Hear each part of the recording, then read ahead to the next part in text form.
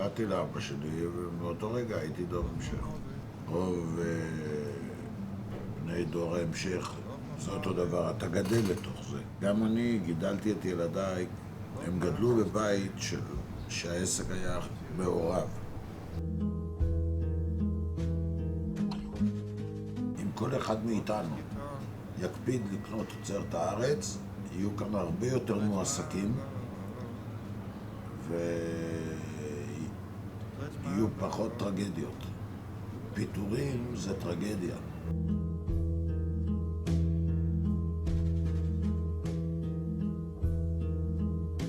היי דו, אני בדרך אליך. בשעה טובה עם מניאק. זה לא מניאק משהו. שב. נחמד פה. כן, אה? נראה טוב. עכשיו אני אתחיל בהתחלה. הלכתי לישון במוצאי שבת, בסביבות 12 בלילה, הרגשתי רגיל, לא היה לי שום סימנים מוקדמים ששמתי לב אליהם. בדיעבד היו לי סימנים מוקדמים. כן. לא הייתי מתייחס אליהם, אז יכול להיות שהייתי יכול למנוע את ואתה זוכר אותו? כן. למשל, כן. אם הייתי בשכיבה בסלון, נגיד בצורה הזו, ומסתכל לטלוויזיה, התרגום היה בשתי שורות במקום בשורה אחת. בבית החולים כשהייתי, לא חלמתי ללחוץ כפתורים, להתלבש לבד, לנעול נעליים לבד. ללכת. זה לא היה בכלל באג'נדה שלי. אני בשבוע הראשון חשבתי שתוך חודש אני עובר את זה ולא נשאר זכר. אבל לאט לאט קיבלתי שכל, הבנתי שזה לא יקרה. בגלל שאתה לא רק בן דוד שלי, גם חבר, ולמרות הכל, למרות שאתה בן אדם, לא רוצה להגיד את המילה לא יפה, אני בכל זאת אוהב אותך.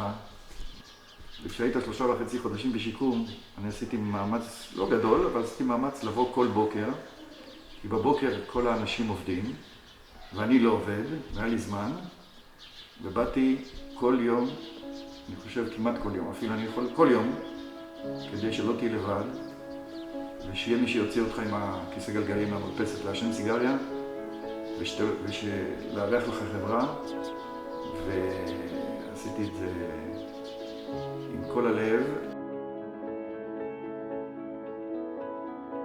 אמרתי לעצמי שאני אדע שהשתקמתי רק אם אני אלך חזרה אל האופנוע.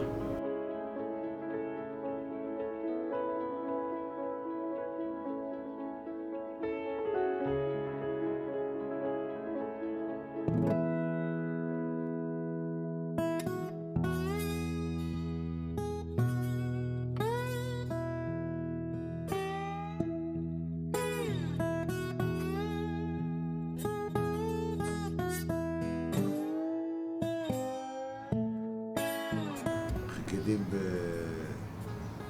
בקוצר רוח ליום ההולדת ה-16 שלי כדי להתחיל לרכב עם רישיון. קודם רכבתי בלי רישיון. ומאז למעשה רכבתי על אופנוע. גם על אופנוע, לא רק, אבל זה באמת היה התחביב הכי גדול שלי.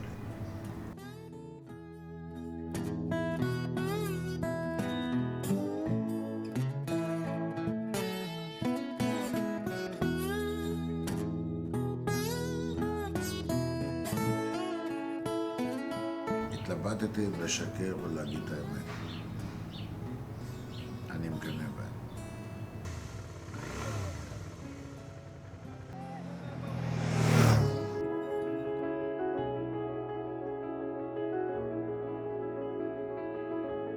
אני זוכר שדי מהר אחרי אירוע מוחי, אני אמרתי שאני מודה לקדוש ברוך הוא על מה שהשאיר לי.